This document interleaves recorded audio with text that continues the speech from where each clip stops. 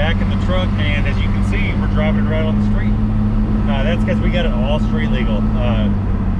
We went from having this truck abandoned in a field to now we're driving it on the road. It passed the state inspection here in Texas, and I got new tires. Well, not new. They are used tires, but they are very gently used. They're in very good shape. Got them for a steal of a deal. 2 all-terrain tires in the back, and then the 2 up front for the steering. And the reason for the mud tires in the back is just because that's what they had. They had the 2 street tires in the size, or the stock size that I wanted for the front, and then the 2 for the back. So we just went with that. So we're going to put all that hard work to use today. I got some limbs to clean up, so we're going to Scott's house to pick up his trailer. He has a like 16-foot low boy, and we're going to hook this truck, and we're going to use this truck for to do some work. Now I've put about 20 miles on it since I've got it street legal, and everything has been great. It pulls a little bit to the right, but that's not huge or anything like that. The tires they seem to wear pretty evenly, but we don't have any hopping or bumping or nothing like that. This truck it's just running great.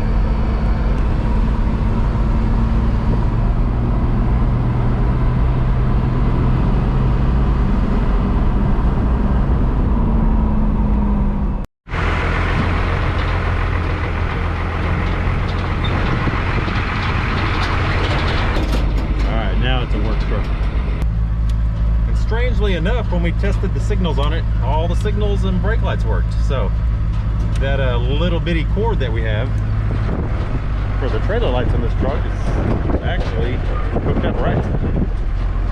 Now we got to go home and get the chainsaw, cut some wood, and load it up on here and see how this truck handles something with any kind of weight behind it. All right, I will note that pulling this trailer, especially we pulled a big hill once we turned off the Scotts Road, but this thing, it got up to about 1,200 degrees on the pyrometer, which is kind of high. I hadn't had it that high before, but the boost was consistently right at 20 pulling the hill, so it pulled it great. But we definitely needed a lot of boost to get there just with an empty trailer. All right, I gotta say, it looks pretty good with the trailer hooked up. Pretty official, but that's enough talking. Let's go ahead and get this thing loaded up so we can see how it does under a load. Well, even though it's only a couple hundred pounds, but it's how we got here is what matters.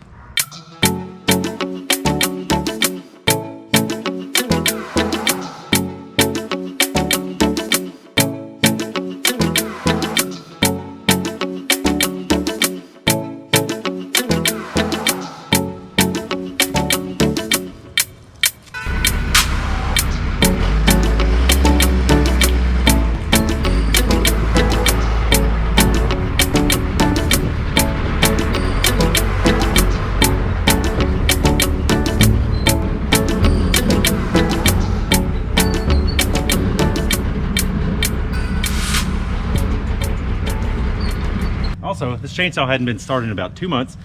I bought this one new 2 years ago, I think. About 2 years ago. And it's been running great ever since. I've been alternating the bar, turning it, you know, each time I change or sharpen the chain. So this chainsaw is doing really well. It's just an entry level steel, but you know, if you run your stuff often, use good fuel, you won't ever have any problem. And even if you don't need it all the time, it's a good idea once or twice a month to start it up.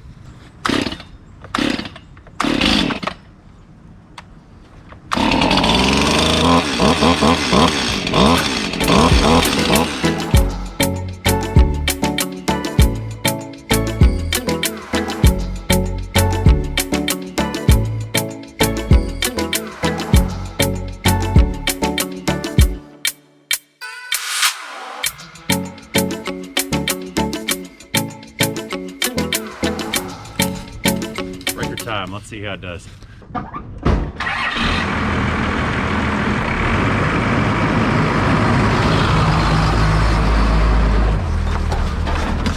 right, even though we don't have that big of a load, we're holding pretty steady, just like we were with an empty trailer. We're about running a little over 55 right now, about 700 degrees, and the trans temp is actually doing really well.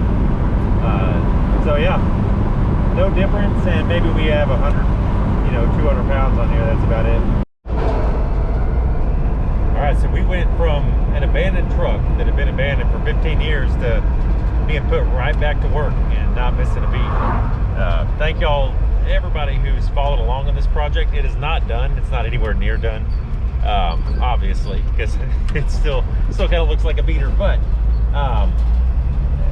it's running, it's driving, and it's street legal again. This is beyond what I could have hoped for when I first got this truck, and couldn't do it without y'all. Y'all are the ones that are watching, so I hope these videos have helped you in some kind of way.